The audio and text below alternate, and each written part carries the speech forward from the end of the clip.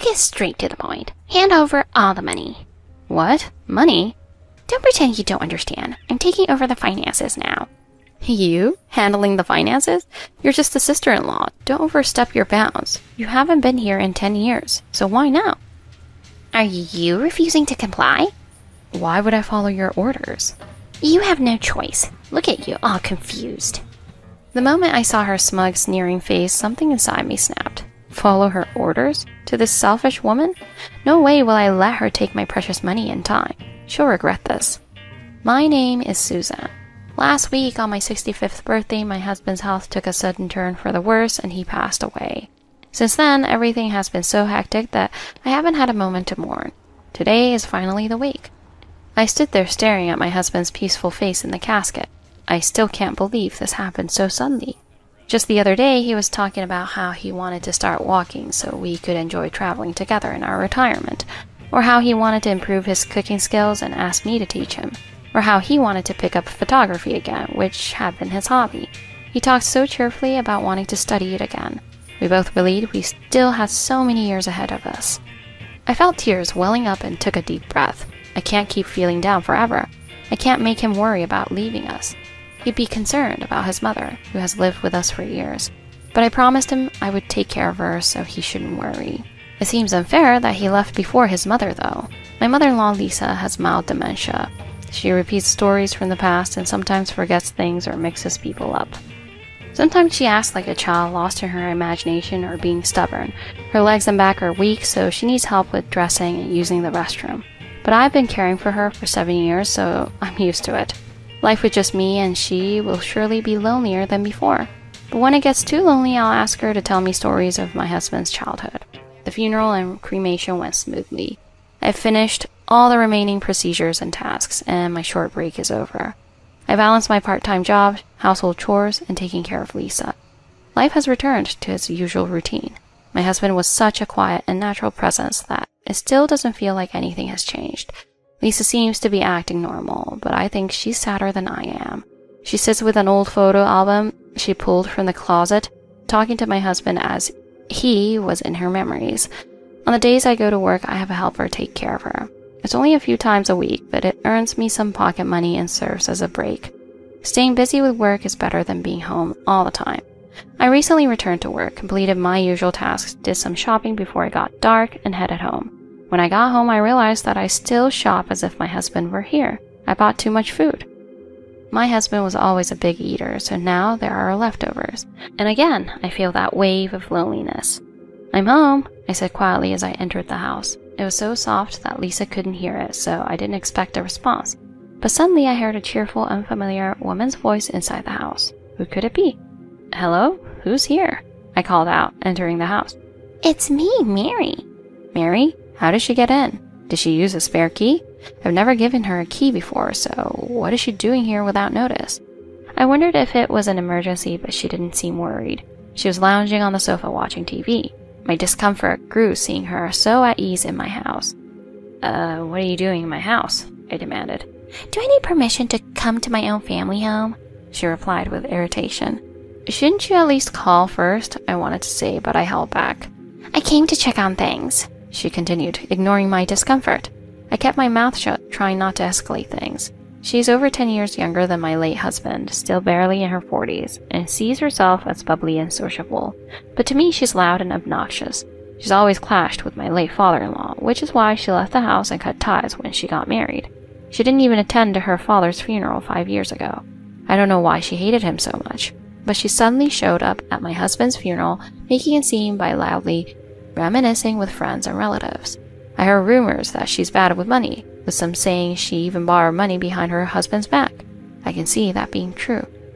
"Where were you, Susan?" she asked abruptly. "I was at work," I replied. "How could you leave Mom alone in the house?" "Don't make it sound like that. I had a helper stay with her while I was out." "Paying for a helper while you work a part-time job? Doesn't that defeat the purpose?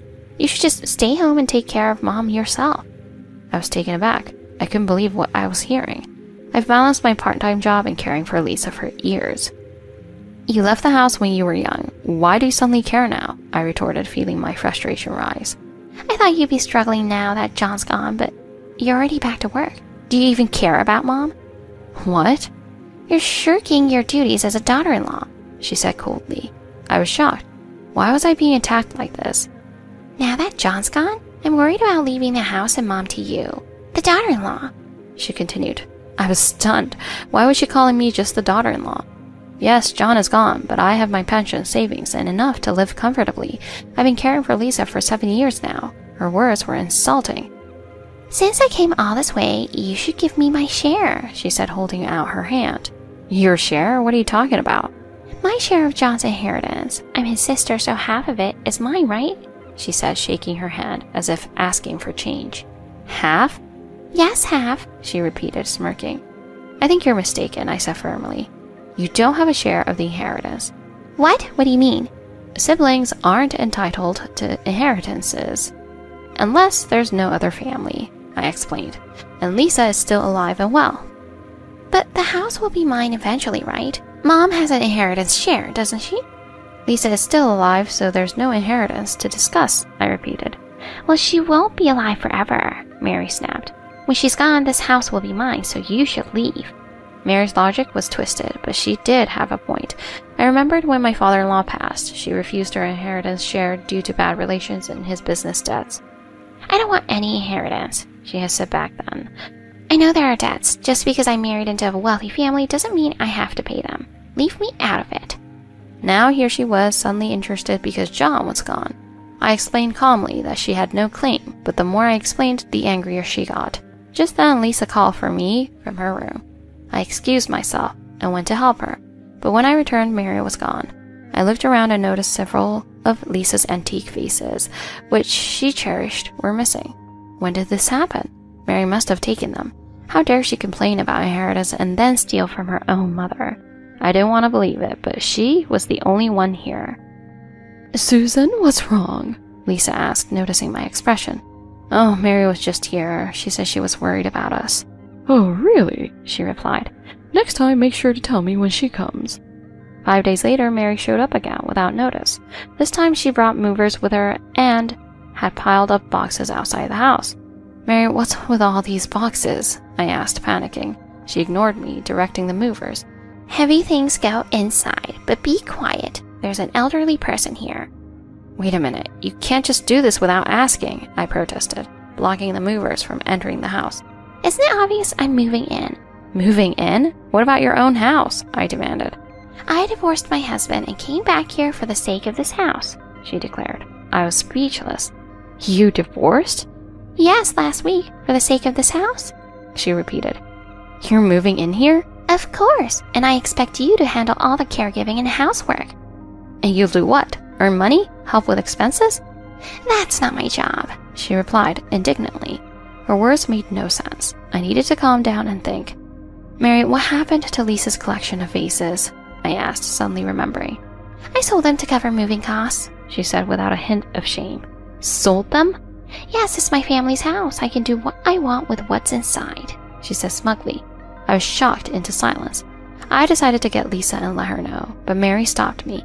Wait, I'll tell her. It's better coming from me than a daughter-in-law. I realized she was scared of what Lisa would say. Mary pointed to John's study, still half organized. Mary, please don't put anything in this room, I requested. Why not? I'm moving in, she retorted. It's a nice room with good sunlight. It might be your family home, but I've lived here for decades too. You can't just come in and take over without notice. Let's be clear. Hand over all the money, she demanded again. Money? What are you talking about? I asked, bewildered. The house is money. All of it, she insisted. What? All of it? That doesn't make any sense. I told you, as the rightful heir, I will manage everything from now on, she smirked. Are you out of your mind? I snapped. I'll tell you this now, I'm not listening to you. I said calmly, I'll leave this house immediately. Seeing my reaction, Mary's smile disappeared. What are you talking about? What will you do with Mom? She demanded. Just as you said, I'm just the daughter-in-law. I'll leave everything to you now, I replied, grabbing my things and preparing to leave. What a heartless woman, Mary shouted after me as I left the house. Good luck handling everything now, I muttered under my breath. A week later, I had 50 missed calls on my phone. It was Mary. Susan, please help me, she begged when I finally answered. Help you? Why would I do that? We're family, aren't we? She insisted. Family? After all you've done? I replied coldly. I'm begging you, she sobbed. I don't know what to do. Maybe you should think about why you're in that situation, I replied. Please, she cried. Mom is so demanding. She keeps shouting orders at me. Oh, didn't you know? Her dementia has improved a lot, I said. Really? She said, surprised. I thought she was just staying quiet in her room. Oh no, she's been playing online games to stay sharp, I explained. Games? Mary sounded even more confused. Yes, ever since the helper suggested it, she's been getting better, I said. But she's so demanding. Mary wailed. Well, she has a lot of energy now, I replied. Lisa, do you have something to say to Mary? I called out. Yes, I heard everything. Don't be so high and mighty, Mary. Susan's been doing everything right. I smiled, knowing Lisa had my back. And by the way, I added, we're moving out tomorrow. You should leave too. Moving out? She gasped. Yes, we've sold this house, I explained. We're moving to a senior-friendly apartment. What? How could you sell this house without my permission? She yelled. It's Lisa's house, not yours, I replied calmly. You have no right to decide anything here. But this is my family home, she protested. Not anymore, I said firmly. Get out before you become an intruder, I added, my patience wearing thin. This isn't over, she screamed as she stomped out. Good luck, I said quietly as I closed the door behind her. Life will go on just fine without her. Isn't that old lady just annoying and in the way? Wouldn't it feel so much better if she wasn't around? I caught her in the act, causing trouble, and she just shamelessly justifies her actions. She's not just any part-timer. She brags that she's the daughter of a big shot at the head office, which makes it even worse. But Jessica doesn't understand. The person she's been picking on isn't just any old woman. After every storm, there's a rainbow, and I'm counting on that rainbow to appear in Jessica's dark cloud. I'm Karen Williams. I'm in my 40s and a housewife who loves frugal cooking. I got married in my 30s and my husband and I have 2 kids. When our youngest entered elementary school, I started working part-time at a local grocery store. Balancing work and home life was tough, but my husband helped out, so I managed to keep going. A few years after I started working, my hard work was recognized and I was promoted to a full-time position through the employee promotion program. What began as a way to supplement our household income has now become much more. The full-time staff includes the manager, myself, and 3 kitchen staff. All other workers are part-time employees. Some work to earn pocket money. Others work to cover their children's extracurricular expenses. Among them, the oldest is Mary Johnson. I heard she recently returned 77, but she is incredibly lively. She doesn't necessarily look especially young, but she always exudes a certain dignity. Yet she never loses her smile. If she's really 77, she's older than my mom, but she doesn't look it. The younger part-timers call her Grandma Mary. It's short for Grandma Mary Johnson. I thought it was a bit rude, but she uses it herself sometimes, saying Grandma Mary can handle it. So I sometimes call her that too. One day a new part-timer was scheduled to join us. When did we have an interview, I thought. I didn't remember seeing anything on the interview schedule. The manager mentioned the new hire, Jennifer, on her first day. Oh, Karen, starting today we have a new part-timer, Jennifer Miller. Be sure to treat her well. Of course, but why is that? I asked. Actually, Jennifer is the daughter of Mr. James, the head of sales at headquarters. He called the other day and arranged for her to work here. So she got the job without an interview? I replied. I understand. But she will work just like everyone else, right? It doesn't matter who she is, as long as she does her job properly, there's no problem. However, Jennifer turned out to be a troublemaker. On her first day, she was supposed to be in by 8:30 for the early shift. I was assigned to train her. I hoped she would quickly learn stocking and cashier duties. But 15 minutes after her start time, she still hadn't arrived.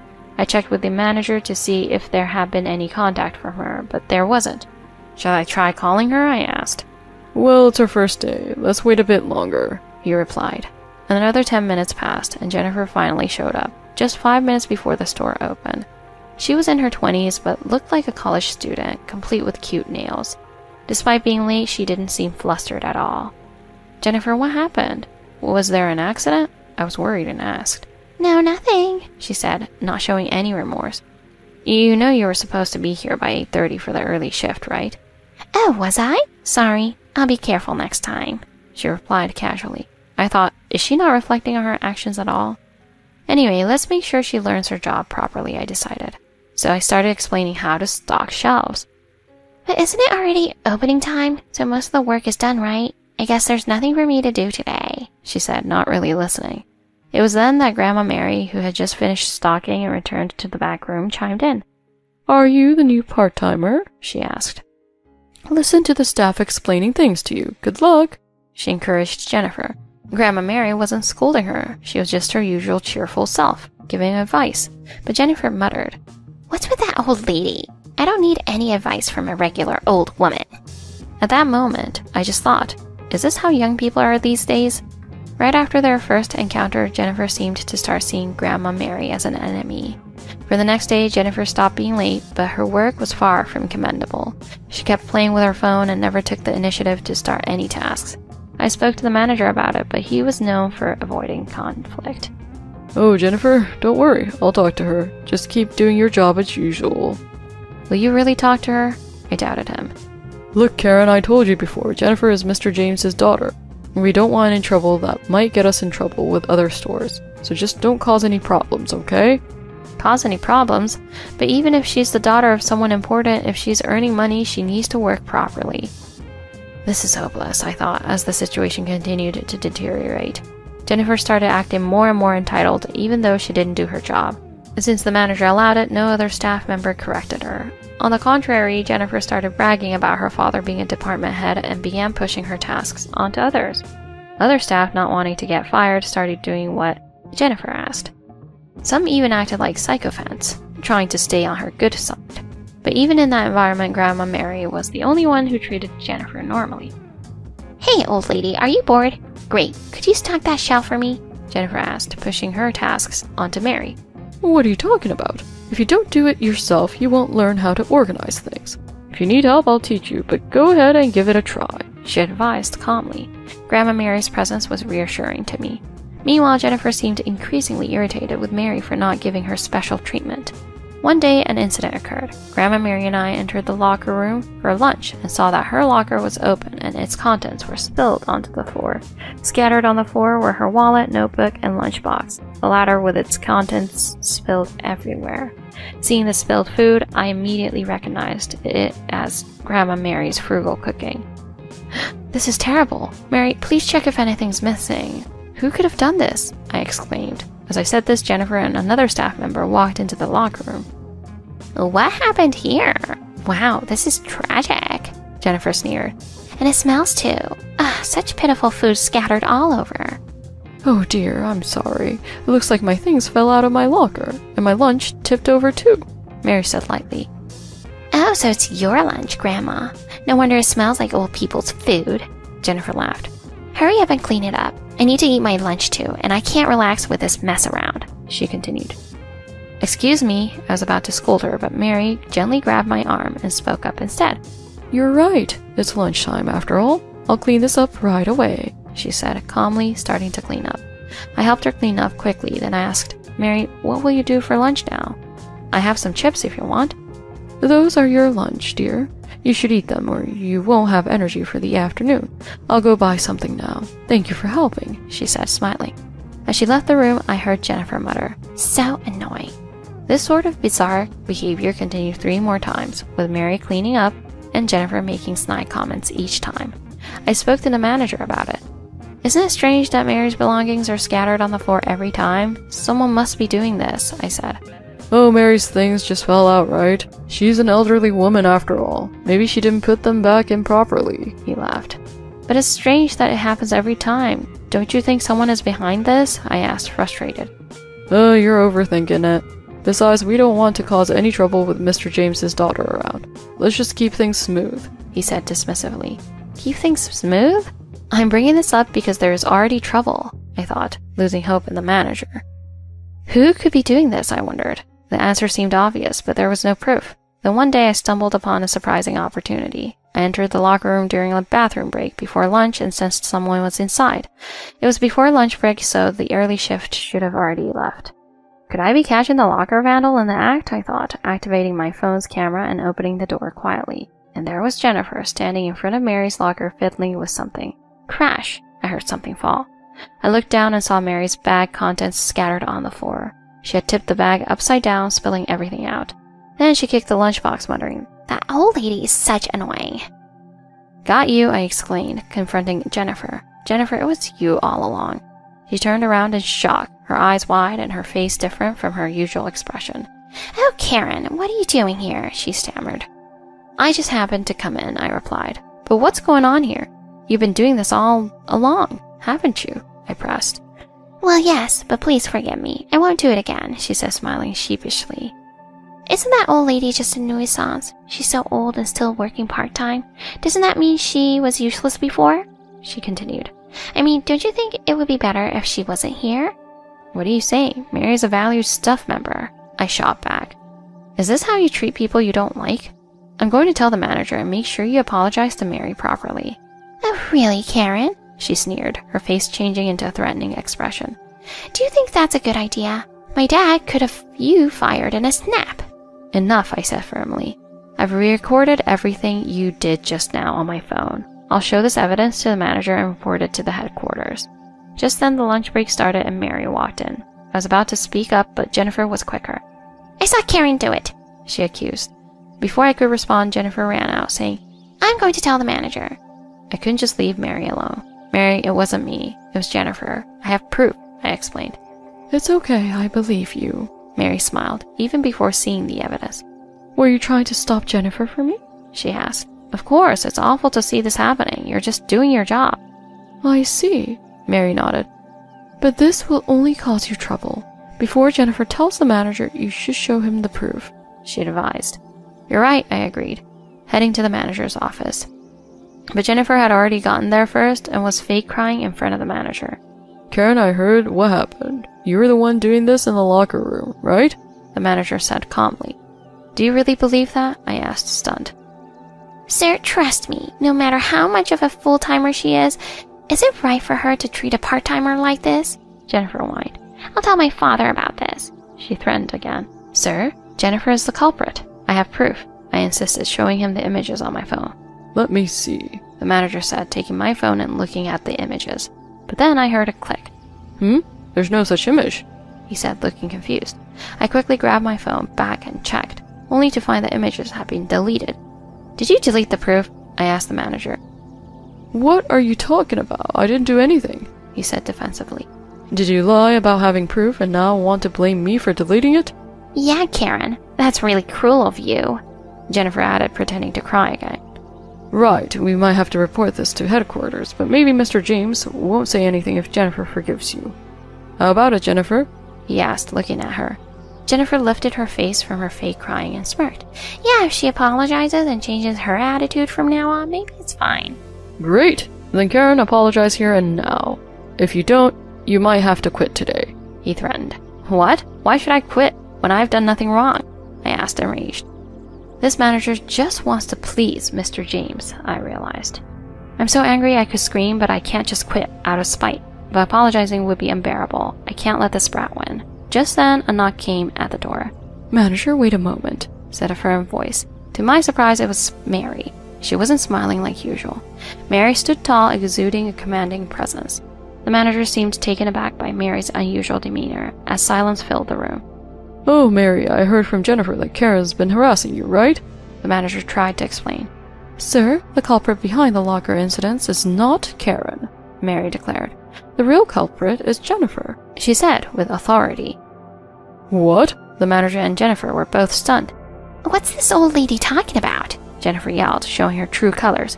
"Trying to make herself look important? I'll make you pay," she threatened. Silence, Mary ordered, glaring sharply at the manager.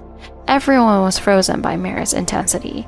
Jennifer is indeed the locker vandal. I saw it with my own eyes. And Karen took a video as proof, she continued. What? The manager and Jennifer both looked even more shocked. The video has already been sent to the HR department at headquarters, Mary revealed. What? You sent it to the headquarters? The manager gasped. This store's wrongdoing is not known, she said firmly.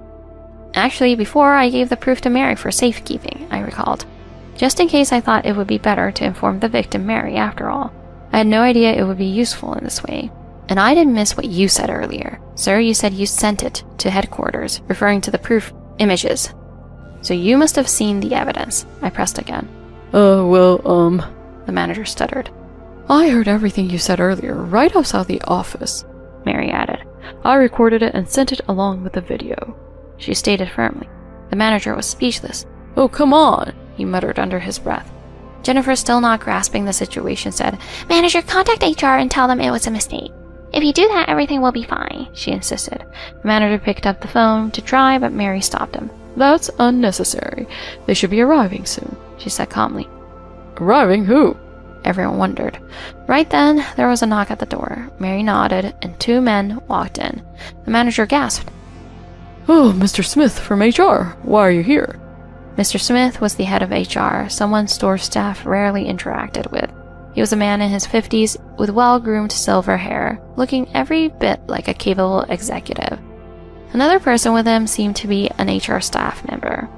I wondered why such high-ranking people had come here. "Hello, everyone. We came here urgently due to reports of unfair treatment at this store."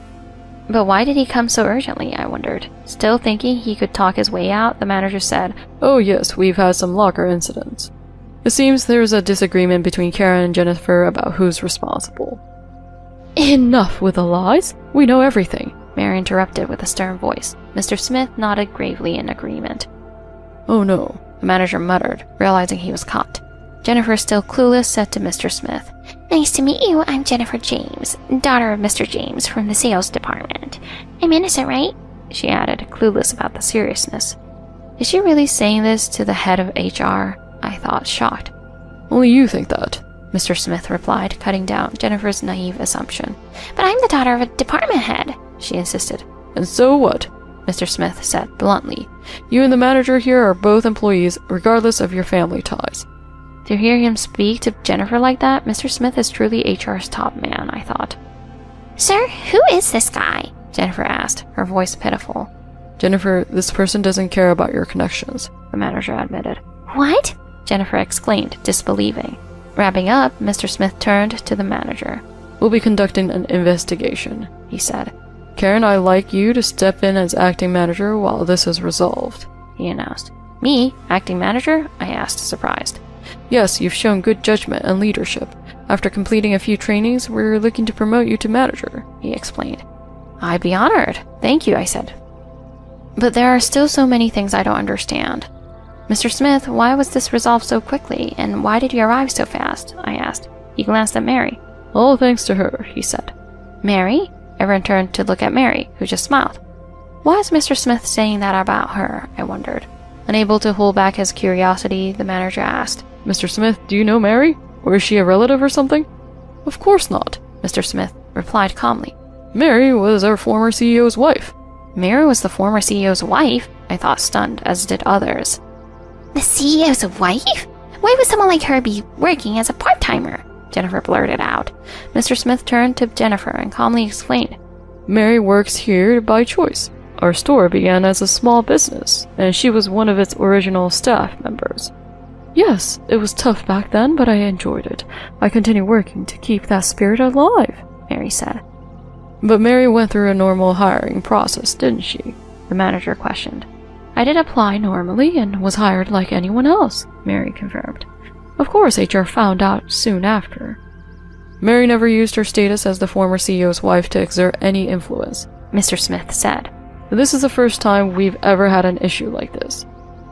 "I just thought it was good to see Mr. Smith has grown so much," Mary said with a smile. And so the locker room incident was resolved. Jennifer quit before she could be officially reprimanded and moved away. I was promoted to acting manager a week later, as Mr. Smith had suggested. Even though it's busier, it's much more fulfilling. Jennifer ended up at a rival store where she quickly earned a bad reputation and moved away with her family. Our former manager was transferred to a different store as a regular employee. Mr. James from headquarters was demoted to store manager due to his abuse of power. Since then, the company has focused on creating a transparent workplace environment. And Mary, she continues to work energetically at the store. I thanked her for everything she did, and she humbly replied, "I didn't do anything special. I just reached out to an old acquaintance." And so, all was settled. Several years later, I joined the headquarters sales department. My work as a store manager had been recognized. Now I handle new manager training and inventory management. And while the work is different, it's still satisfying. Every day is fulfilling, just as Mary has said. You have to do what you want to do while you still can.